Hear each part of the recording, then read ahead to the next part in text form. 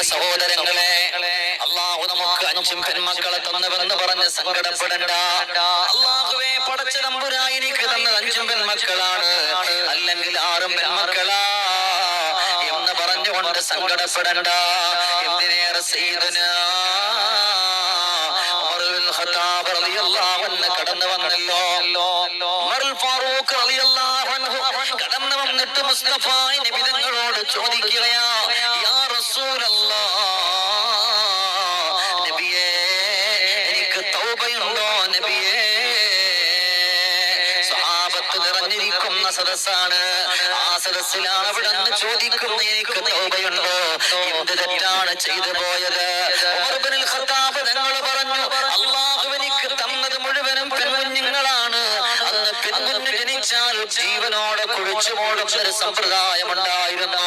അതുകൊണ്ട് തങ്ങളെ, എനിക്ക് ജനിച്ചതെല്ലാം പെൺമക്കളായതുകൊണ്ട് ഞാൻ ആ മക്കളെ അങ്ങ് കൊന്നുകളഞ്ഞു തങ്ങളെ. അല്ലാഹുവേ, പിന്നെ ഒരു കുട്ടിയെ പ്രസവിച്ചു. ആ പ്രസവിച്ചതുമല്ല പെൺകുഞ്ഞാണ്. എന്റെ ഭാര്യ കണ്ണുനീരോടെ പൊട്ടിക്കരഞ്ഞുകൊണ്ട് പറഞ്ഞു, വേണ്ട, അല്ലാഹു നമുക്ക് തന്ന മക്കളെയെല്ലാം നമ്മൾ കൊന്നുകളഞ്ഞു. വേണ്ട വേണ്ട, ഈ കുഞ്ഞിനെ ഞാൻ പുറത്തിറക്കാതെ വളർത്തിക്കോളാം. അങ്ങനെ അതാ എന്റെ പൊന്നുമോള് നടക്കാ ഒരുങ്ങി തങ്ങളെ.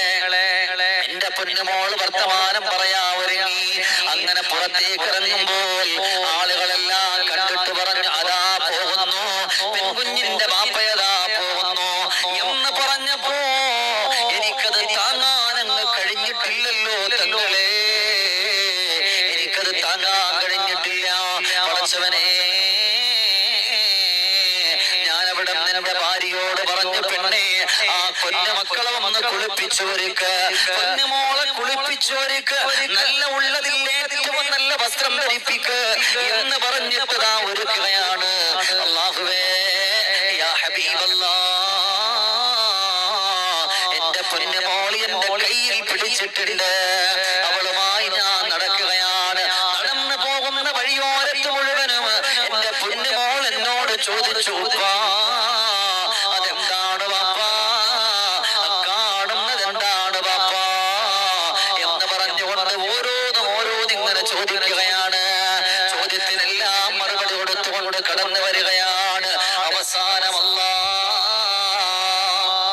ഞാൻ അവിടെ നിന്ന് വലിയൊരു കുഴി കുഴിച്ചു തങ്ങളെ. ആ കുഴിയിലേക്ക് എന്റെ പുന്നാര മകളോട് ഞാൻ പറഞ്ഞു, മോളെ, അതേ നോക്കൂ, അവിടെ അതാ ചന്ദ്രൻ കാണുകയാണ്. അതാ ആ കുഴിയുടെ ഉള്ളിൽ എന്തോ നല്ല അത്ഭുതമുണ്ട്. എന്റെ പൊന്നുമോള് എന്റെ കൈ പിടിച്ച് നടന്ന മോള്, എന്റെ കൈ പിടിച്ചുകൊണ്ട് സന്തോഷത്തോടെ വന്ന മോള്, എന്നെ പാപ്പാന്ന് വിളിച്ച മോള്, ആ പ്രിയപ്പെട്ട പുന്നാര മോള്, ഞാൻ ആ കുഴിയിലേക്ക് അങ്ങ് പിടിച്ചങ്ങ് തള്ളി നബിയേ. ഞാൻ ആ കുഴിയിലേക്ക് അങ്ങ് പിടിച്ചങ്ങ് തള്ളി നബിയേ. യാ റസൂലല്ലാഹ്, ആ കുഴിയിൽ കിടന്നുകൊണ്ട് എന്റെ കുഞ്ഞുമോൾ എന്നെ വിളിച്ചു, പാപ്പാ, എന്നെ എന്തിനാണ് ഈ കുഴിയുടെ ഉള്ളിലേക്ക് എന്നെ തള്ളിയിട്ടിരിക്കുന്നത്? എന്നെ രക്ഷപ്പെടുത്തു പാപ്പാ. പാപ്പാന്ന് വിളിച്ചിട്ടും എന്റെ മനസ്സ് അലിഞ്ഞിട്ടില്ല.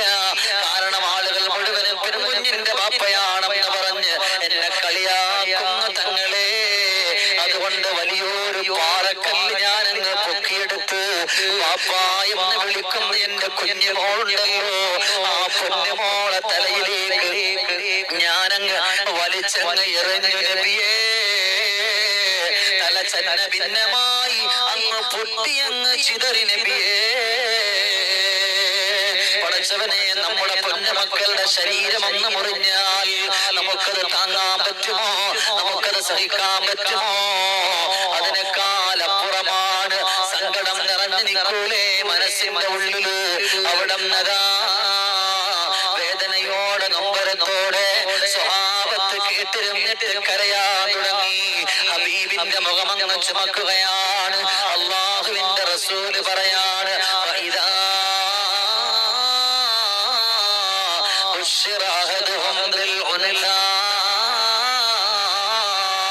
പെൺകുഞ്ഞാണ് ജനിച്ച എന്നൊരു വാർത്ത കേട്ടാൽ, അല്ലാഹുവേ, നിങ്ങളുടെ മനസ്സിന് സന്തോഷം വരട്ടെ, നിങ്ങളുടെ ജീവിതത്തിന് കുളിര് വരട്ടെ, നിങ്ങളുടെ ഓരോ കാര്യങ്ങളിലൂടെ കടന്നു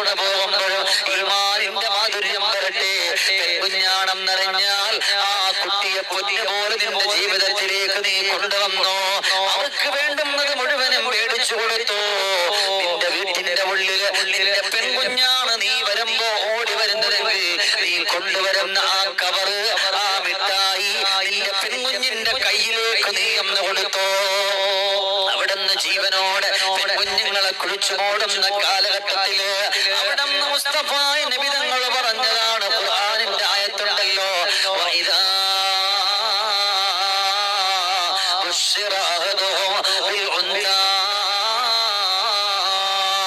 പെൺകുഞ്ഞാണ് ജനിച്ചെന്നറിഞ്ഞാൽ നിങ്ങൾ സന്തോഷിക്കണേ. പെൺകുഞ്ഞാണ് ജനിച്ചെന്നറിഞ്ഞാൽ നിങ്ങൾ സന്തോഷിക്കണോ. ചില ആളുകൾക്ക് 5-6 പെൺമക്കൾ ഉണ്ടാകും എന്നും പറഞ്ഞ് ഒരിക്കലും അല്ലാഹ് എനിക്ക് 5 പെൺമക്കളായല്ലേ എന്ന് പറയരുത്. ആ പെൺമക്കളെന്ന് പറഞ്ഞാൽ നിങ്ങൾക്ക് ഒരുപാട് സ്നേഹം തരുന്നവരാണ്, ഒരുപാട് സന്തോഷം തരുന്നവരാണ്. ബാപ്പ എന്ന് പറഞ്ഞാൽ, ഉമ്മ എന്ന് പറഞ്ഞാൽ, അവർ രോഗിയായി കിടക്കുന്നെന്ന് പറഞ്ഞാൽ ഓടിച്ചെന്നിട്ട് അവരെ താങ്ങിയെടുക്കുന്നവരാണ് നമ്മുടെ പ്രിയപ്പെട്ട പെൺമക്കൾ അല്ലേ. അതുകൊണ്ട് ഒരിക്കലും 5 പെണ്ണായെന്ന് പറഞ്ഞിട്ട് ഒരിക്കലും അവരെ കുറ്റപ്പെടുത്തരുത്. അവരുടെ മുമ്പിൽ വെച്ച് ഞാൻ എന്ത് ചെയ്യും, നീ വളർന്നല്ലോ, ഞാൻ നിന്നെ എങ്ങനെ കെട്ടി എന്ന് പറഞ്ഞിട്ട് അവരെ സങ്കടപ്പെടുത്തരുത്, അവരെ വിഷമത്തിലാക്കരുത്. ആ മക്കളെ നെഞ്ചകത്തേക്ക് ചേർത്ത് പിടിക്കുമോ, ആ പ്രിയപ്പെട്ട പെൺകുഞ്ഞിനെ ഹൃദയാന്തരങ്ങളിലേക്കൊന്ന് ചേർത്ത് പിടിച്ചാൽ നിങ്ങൾക്കറിയുമോ എന്റെ പ്രിയമുള്ള സഹോദരങ്ങളെ, പെൺമക്കളുള്ള ഉപ്പമാര് ഉമ്മമാര് പഠിക്കാനാണ് ഞാനാണ് പറയുന്നത്. ചില ആളുകൾക്ക് 6 പെൺമക്കൾ ഉണ്ടാകും, 7 പെൺമക്കൾ ഉണ്ടാകും, 5 പെൺമക്കൾ ഉണ്ടാകും, അല്ലാ 4ഉം 3ഉം പെൺമക്കൾ ഉണ്ടാകും. ചിലർക്ക് ഒരു പെൺകുഞ്ഞേ ഉണ്ടാവുകയുള്ളൂ. പടച്ചവനെ, അല്ലാഹുവേ പടച്ചവനെ, വല്ലാത്തൊരു സങ്കടത്തിന്റെ വിഷമത്തിന്റെ ദുഃഖത്തിന്റെ ഒരവസ്ഥയില് രാപിതായ മനുഷ്യൻ ഇരുന്നു കൊണ്ട് കരയുകയാണ്. വീടിന്റെ കൈകട്ടിൽ ഇരുന്നു കൊണ്ട് തഹജ്ജുദിന്റെ സമയത്ത് എഴുന്നേറ്റിട്ട് വല്ലാതെ കരയുമ്പോൾ പടച്ചറബേ ബാപ്പാന്റെ കരച്ചിൽ കേട്ടിട്ട് ആരാണ് റൂമിൽ നിന്ന് എഴുന്നേറ്റ് വരുന്നത്? പടച്ചറബേ 4 ആൺമക്കള് ബാപ്പാന്റെ അരികത്ത് കിടക്കുന്നുണ്ട്. എന്നാൽ ഈ മകള് കിടക്കുന്ന ഉമ്മാന്റെ അരികത്താണ്.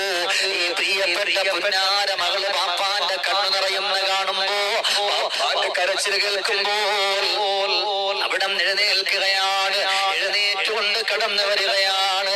അല്ലാ, 2 കരങ്ങളും ഉയർത്തി പിടിച്ചുകൊണ്ട് പൊട്ടിക്കരയുന്ന ബാപ്പാന്റെ അരികത്ത് വന്നിട്ട് ബാപ്പാന്റെ തോളത്ത് കൈയിട്ടിട്ട്, എന്തിനാണ് ഉപ്പാ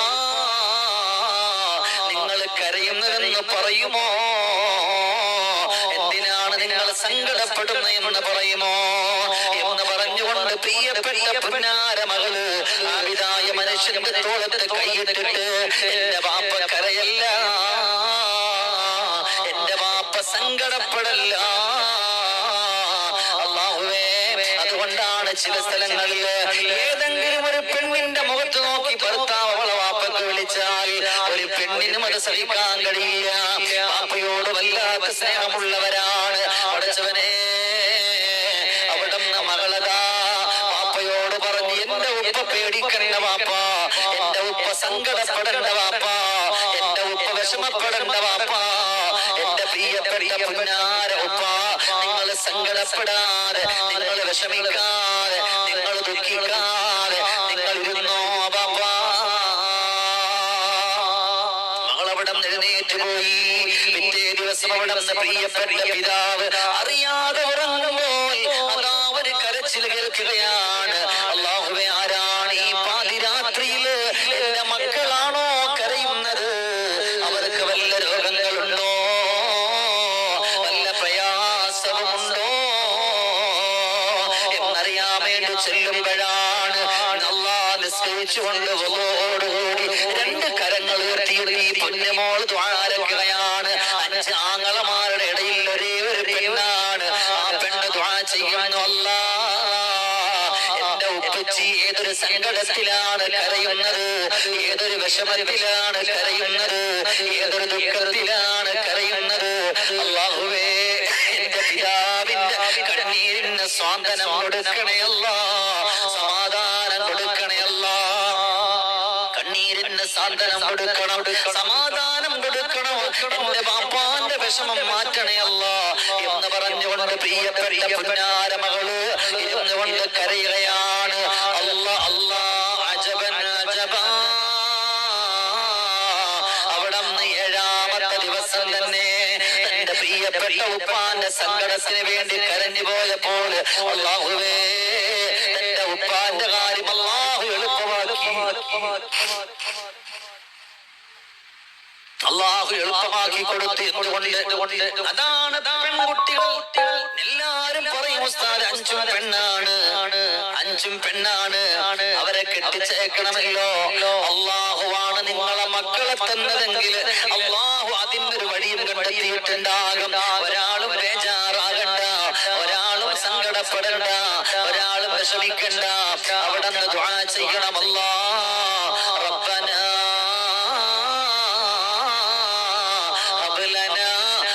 أزواجنا وذرياتنا قرة أعين واجعلنا للمتقين إماما. നിങ്ങളുടെ മക്കൾക്ക് വേണ്ടി ഖുർആനിന്റെ ഈ വരായത്ത് ഇതൊരു ദുആയാണ്. അത് നിങ്ങൾ എന്റെ പെങ്ങളെ, നിങ്ങൾ ഉമ്മമാര് ചൊല്ലുമോ പാപ്പമാര് ചൊല്ലിക്കൊണ്ട് കടന്നു വരണം. റബ്ബനാ ഹബലനാ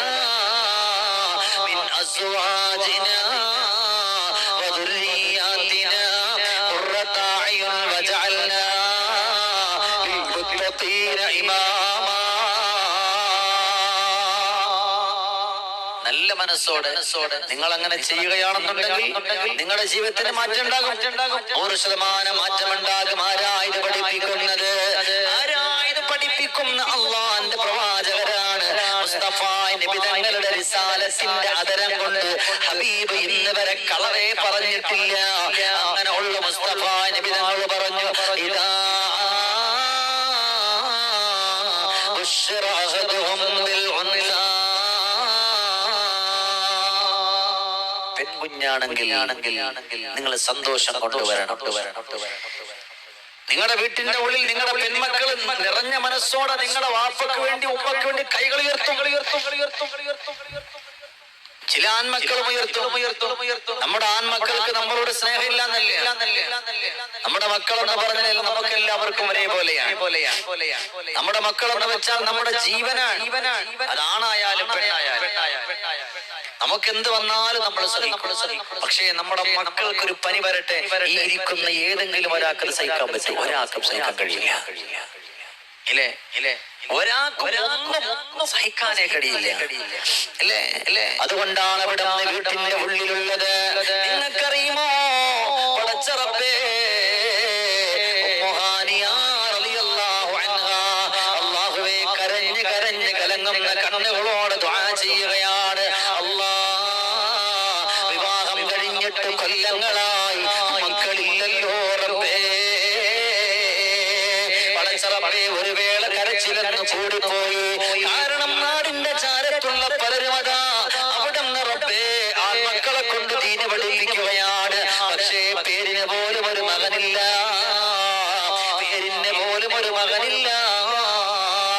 അവസാനം അല്ലാഹു കരഞ്ഞ് ദുആ ചെയ്തപ്പോൾ അല്ലാഹു ഒരു ആൺകുഞ്ഞിനെ കൊടുക്കുകയാണ്. അല്ലാഹു ഒരു ആൺകുഞ്ഞിനെ കൊടുത്തു. ആ പ്രിയപ്പെട്ട കുഞ്ഞുമോന് വളർന്നു വരികയാണ്. 19-20 വയസ്സ് പ്രായമായി. അവന്റെ സ്വന്തം കാലിൽ നിൽക്കാനായി. പിന്നീട് അവനിക്ക് ഉമ്മയെ ശ്രദ്ധിക്കാൻ സമയമില്ല, പാപ്പയെ ശ്രദ്ധിക്കാൻ സമയമില്ല. പക്ഷെ ഇതിന്റെ ഇടയിൽ പാപ്പയും ഉമ്മയും പെട്ടെന്ന് രോഗം വന്ന് മരിച്ചുപോയ ഒരു അനാഥ പെൺകുട്ടിയെ അവിടെ നിന്ന് എടുക്കുകയാണ്.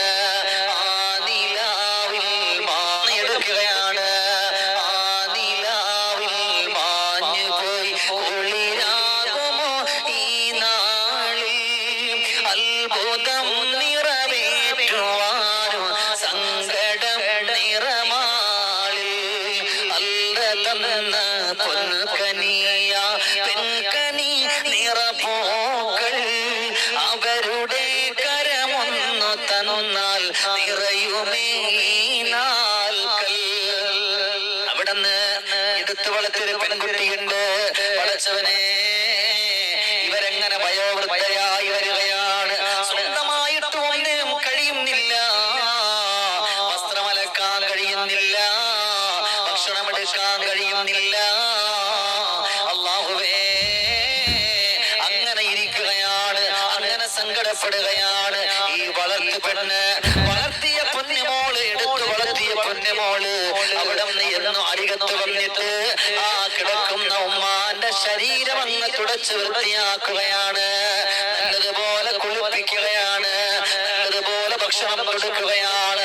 സ്വന്തം മകളല്ല, പക്ഷേ കുറച്ചു കൊല്ലം പോറ്റി വളർത്തിയവളല്ല ഒറ്റ പേരില് ആ പ്രിയപ്പെട്ട പൊന്നുമകളെ നല്ലതുപോലെ കിടക്കുന്ന ഉമ്മാനെ നല്ലതുപോലെ കുളിപ്പിച്ച് ഭക്ഷണം കൊടുത്ത് നല്ല വഴികളിലൂടെ കൊണ്ടുവരുമ്പോ പഠിച്ചവനെ അല്ലാഹുവേ അവിടെ അപ്പൊ സ്വന്തം കുഞ്ഞിന്റെ കഥ എങ്ങനെയാ, സ്വന്തം കുഞ്ഞിന്റെ കഥ എങ്ങനെയാണ്? അവരുടെ സ്നേഹം വല്ലാത്ത സ്നേഹമാ. അതുകൊണ്ടാണ് അത് ഏറ്റവും നല്ലത് എവിടെ നിന്നാണ് നമുക്ക് പഠിക്കാനെന്നറിയുമോ? ബീവി ആയിഷ റളിയല്ലാഹു അൻഹ കുപ്പയോട് സിദ്ദീഖ് തങ്ങളോട് വല്ലാത്ത ഇഷ്ടമായിരുന്നു.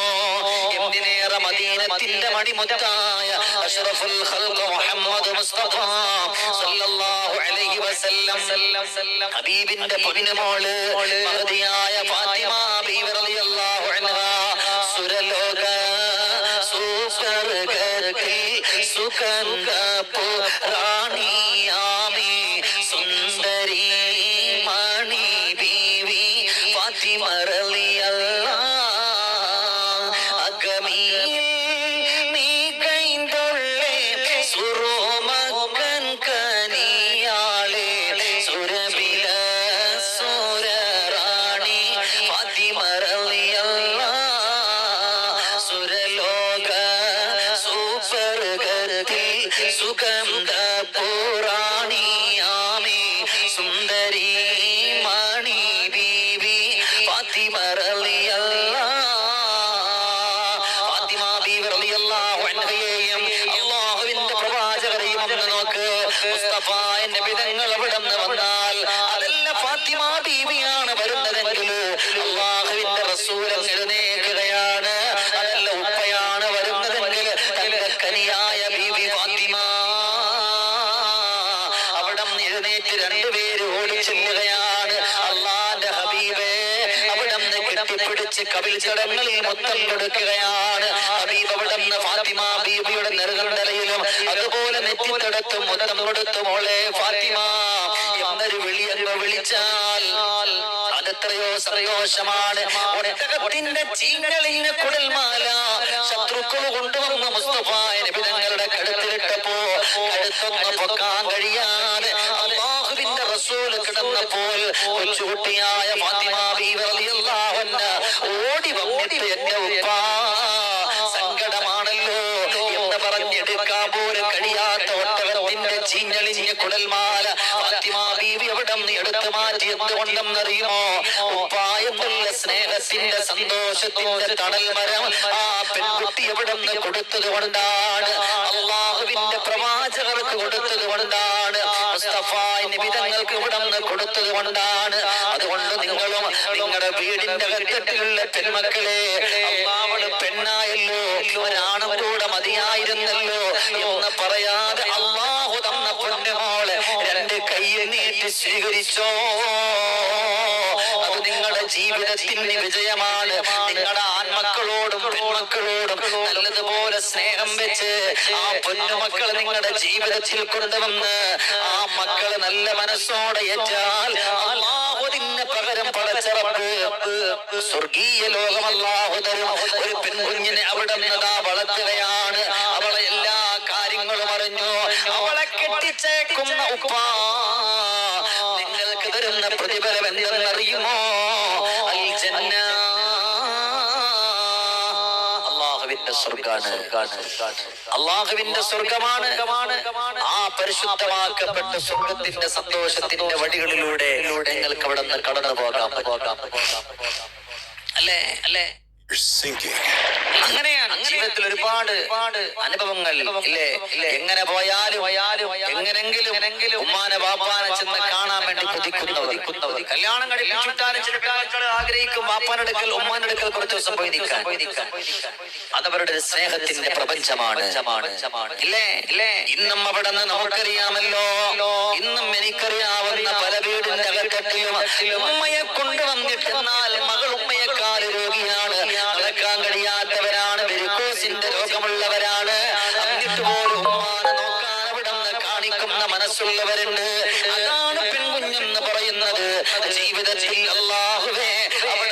പടച്ച തമ്പുരാൻ തന്ന അനുഗ്രഹമാണ്. അള്ളാഹു തന്ന ഏറ്റവും വലിയ അനുഗ്രഹമാണ് ആൺമക്കൾ എന്ന് പറയുമ്പോ ആ മക്കൾ വീട്ടിലിരുന്നാൻ പറ്റൂല. അവര് പുറത്തു പോകണം, അവര് ജോലി ചെയ്യണം, അവർക്ക് വേണ്ടുന്നെല്ലാം ഉമ്മാക്കും പാപ്പാക്കും വേണ്ടുന്നെല്ലാം കൊണ്ടുവന്നിട്ട് കൊടുക്കണം. അവരും കൂടെ വീട്ടിൽ ഇരുന്ന് നമ്മുടെ കാര്യം നടക്കില്ല. ആൺമക്കളും സ്നേഹമുള്ളവരാണ്, അവരും നമ്മളെ തങ്കക്കുടമാണ്.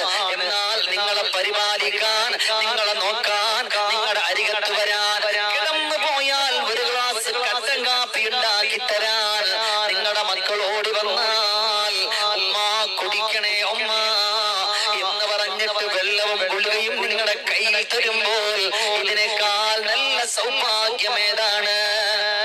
ഇതിനേക്കാൾ നല്ല സൗഭാഗ്യമേതാ? മറ്റൊന്നുമില്ല, മറ്റൊന്നും നമുക്ക് ലഭിക്കാനുമില്ല. ദുആ ചെയ്യുമ്പോ അവരുടെ ദുആ വല്ലാത്തതാണ്. കാരണം അവരുടെ മനസ്സലിഞ്ഞ് ചെയ്തു പോയ ദുആ അതൊന്നാണ്. പിന്നെ നിന്റെ കൽബകം നിറഞ്ഞതുമാണ്. അറിവതില്ല ആശ്ചര്യമെന്ന നിറമാണ്. പൊട്ടിപ്പോയൊരു കൽബകമിൽ നിന്നുമതാണ്. എത്രയോ കരഞ്ഞതാ, കണ്ണുനീരും വന്നതാ, ഇരുകരം തേടി റബ്ബിൽ നിത്യമേ. വല്ലാതെ കരഞ്ഞു കലങ്ങുന്നവര് ഇന്നതാ പടച്ചവനെ ഒരുപാട് വാളിന്റെ മജ്‌ലിസുകളിൽ പോകുമ്പോഴറിയാം, ഉസ്താദേ പ്രിയപ്പെട്ട ഉപ്പാന്റെ രോഗം മാറണം, ഉമ്മയുടെ രോഗം മാറണം, അവരുടെയൊക്കെ സങ്കടങ്ങൾ മാറണം, അവരുടെയൊക്കെ വിഷമങ്ങൾ മാറണം. ഉസ്താദ് എന്റെ വക പള്ളിക്ക് വേണ്ടി 500 രൂപ, മദ്രസക്ക് വേണ്ടി 500 രൂപ, എന്റെ സ്വർണത്തിന്റെ ഒരു മോതിരം എന്റെ ഉപ്പാക്ക് വേണ്ടിയിട്ട്, എന്റെ ഉമ്മക്ക് വേണ്ടിയിട്ട് എന്ന് പറഞ്ഞ് കൊടുക്കും. നമ്പൂക്കൊള്ള എന്ന് പറഞ്ഞ് കൊടുക്കുമ്പോൾ നിങ്ങൾ പോലും അറിയാതെ നിങ്ങൾക്ക് അവിടെ സന്തോഷം അല്ലാഹു തരികയാണ്. നിങ്ങൾ പോലും അറിയാത്ത വഴിയിൽ അല്ലാഹു നിങ്ങൾക്ക് സന്തോഷം തരികയാണ്. നമ്മളത് ഓർക്കുന്നില്ല, നമ്മളത് ചിന്തിക്കുന്നില്ല, നമ്മൾ ഇങ്ങനെ കടന്നു പോവാൻ. അതുകൊണ്ട് അല്ലാഹുവേ, ജീവിതത്തിൽ അല്ലാഹു തന്ന തങ്കക്കിനാക്കളെ നമ്മൾ തള്ളിക്കളയരുത്. ഇത് കേട്ടുകൊണ്ടിരിക്കുന്ന പെൺമക്കളുണ്ടാകും. അല്ലാഹു ഉസ്താദ് ഉമ്മയെ പറ്റിയിട്ട് അതുപോലെ പെൺകുഞ്ഞിനെ പറ്റി ഒരുപാട് മധു പറഞ്ഞല്ലോ. അതുകൊണ്ട് നാളെ എന്ത് പറഞ്ഞാലും എന്റെ ഉമ്മ അതുപോലെ ചെയ്യണം. അങ്ങനെ അല്ല മോളെ വേണ്ടുന്നത്. നിന്റെ ഉമ്മ പറയുന്ന കാര്യങ്ങൾ അനുസരിക്കണം. അവർ പറയുന്ന വഴികളിലൂടെ കടന്നു പോകണം. അവരുടെ വാക്ക് കേട്ടുകൊണ്ട് മുന്നോട്ട് വരണം. ആ ഉമ്മക്ക് നീ ഒരു സ്നേഹത്തിന്റെ തണലങ്ങ് വിരിച്ചു കൊടുക്കണം. എന്നാലേ നിന്റെ കുടുംബ ജീവിതത്തിൽ അല്ലാഹു റഹ്മത്ത് വിരിക്കുള്ളൂ. ഏതായാലും പറഞ്ഞല്ലോ ഉമ്മമാരോടൊക്കെ കുഞ്ഞിനെ പറ്റി നല്ലപോലെ സ്നേഹിക്കാൻ. എന്നാൽ ഈ മക്കൾ വളർന്നു വരുമ്പോ ആ ഉമ്മയെയും ബാപ്പയെയും പൊന്നുപോലെ സ്നേഹിക്കുമ്പോഴാണ് ആ മകൾക്ക് അല്ലാഹു തആല സന്തോഷം കൊടുക്കുന്നത്, അവരുടെ കുടുംബ ജീവിതത്തിൽ അല്ലാഹു തആല റാഹത്ത് കൊടുക്കുന്നത്, അല്ലാഹു ആനുകൂല്യം കൊടുക്കുന്നത്, അല്ലാഹു നിറസൗരമ്യത കൊടുക്കുന്നത്. അല്ലാഹുവേ, നീ കബൂലാക്കണേ അല്ലാ, നീ സ്വീകരിക്കണേ അല്ലാ. الحمد لله رب العالمين. اللهم صل وسلم على رسولك سيدنا وحبيبنا ومولانا ومصطفانا محمد. الله കരുണക്കടലായ അല്ലാഹ്, കാരുണ്യവാനായ അല്ലാഹ്, ഞങ്ങളുടെ ഈ ഒരുമിച്ച് കൂടലിനെ നീ സ്വീകരിക്കണേ അല്ലാഹ്. അല്ലാഹുവേ, ജീവിതത്തിന്റെ സങ്കടങ്ങൾ മാറ്റണേ അല്ലാഹ്, വിഷമങ്ങൾ മാറ്റണേ അല്ലാഹ്. അല്ലാഹുവേ, ഈ മജ്‌ലിസ് നിത്യവും മുടങ്ങാതെ കാണുന്നവർ, മുടങ്ങാതെ വരുന്നവർ, അവരെ ഒരു കാരണവശാലും നീ പ്രയാസത്തിലാക്കല്ല അല്ലാഹ്, സങ്കടത്തിലാക്കല്ല അല്ലാഹ്, ദുഃഖത്തിലാക്കല്ല പടച്ചവനെ.